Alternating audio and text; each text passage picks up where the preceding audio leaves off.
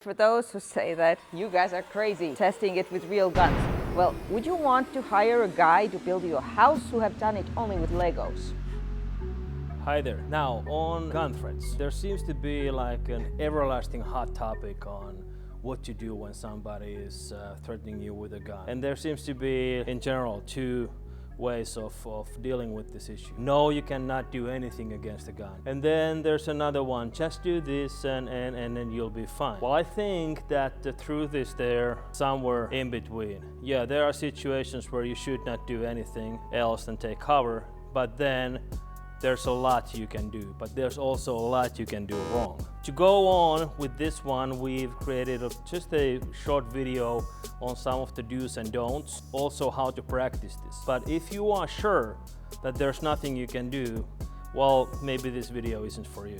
But anyway, if you watch this far, now the fun begins. Let's go into some details on what's wrong with some of the weapons techniques that we see. First one is very obvious. Now we have a pellet gun here, and occasionally Hedi will shoot me when I'm doing something stupid. But the thing is that this is what we see. Gun here or gun here, and she's pointing it at me. And now I'm making a technique, I'm doing this, and everything is looking very cool.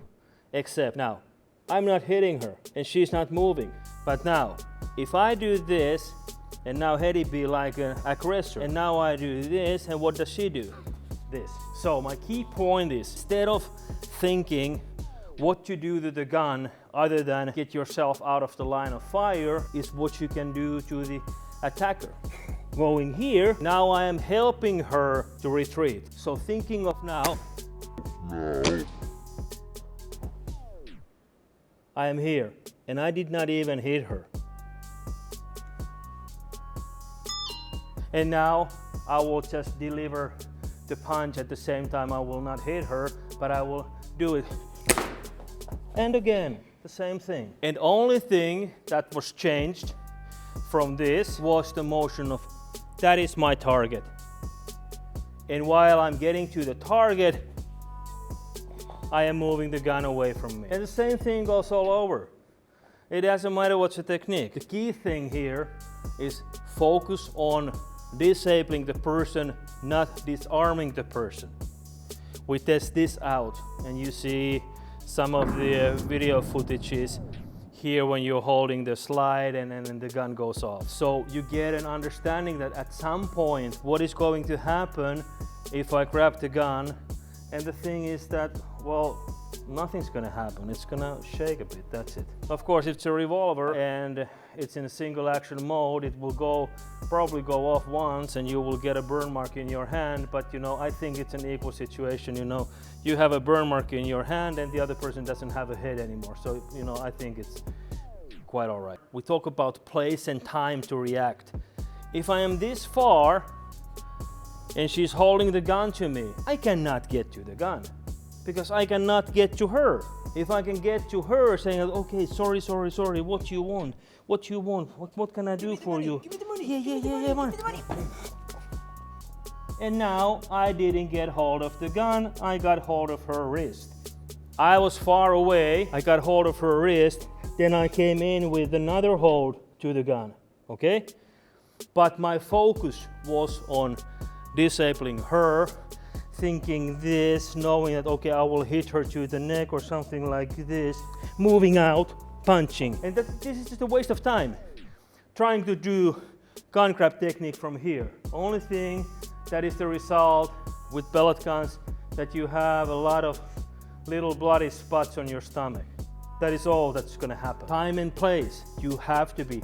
If you cannot injure the person, if you cannot reach the person, there is no sense in trying to grab the gun. These similar type of things you see from behind. People are doing this.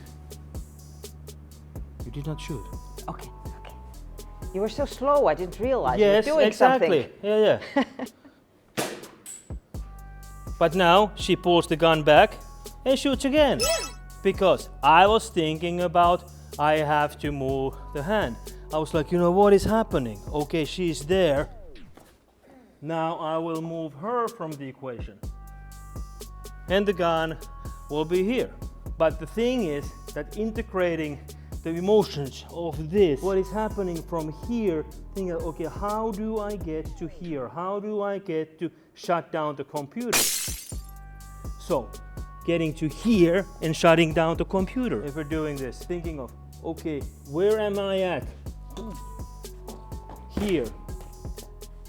Where's the gun? Oh, she will do this to you. No, she won't, because I'm shutting down the computer. And the same thing with back of the head type of stuff. You can do those like 1,000,001, it doesn't matter.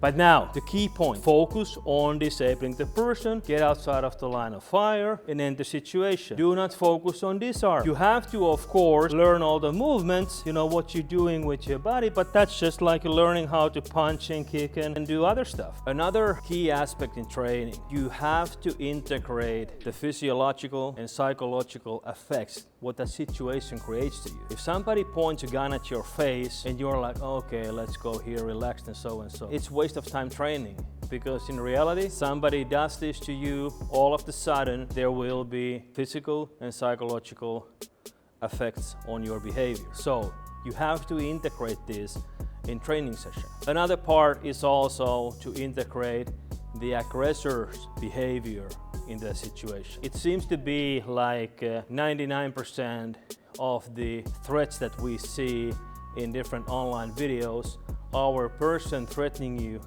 is like this.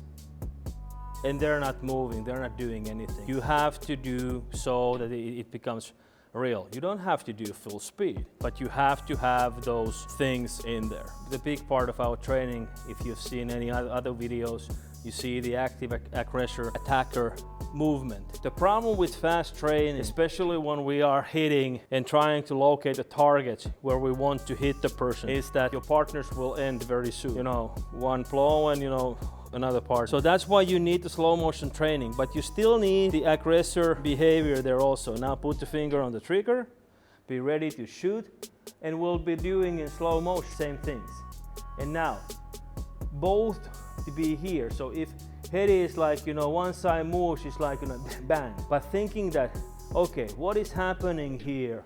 I am reaching out, I am moving, I am punching. And thinking that now as she's doing the movement, she's going there and now she can actually reach to my neck, punch me. And what is happening in reality for us is so that we start to get ideas that, okay, in this situation, what should be happening here, that's the posture, that's where she should be going to. And with this touching, punching, I start to get a feeling of what I need to do to actually reach the person. But slow motion training requires from you to really understand what is happening, and that's a skill training. And that's why we created the kravmagacoach.com. And now if you want to go into the gun threats, you can just take the gun threat course. If you want to train all over and get the better idea of how to effectively defend yourself, just go there and join the community. This is what we have to say about the gun technique and gun threats. Yeah, there's a lot you can do, but there's a lot you can do wrong if you don't think the situation's through. And yes, it's a really bad situation, somebody pointing a real thing at you. Yeah, but if that is your only option to survive, then you do what you have to do. If you like the content, you know the drill. Hit like, hit subscribe, and stay tuned for more.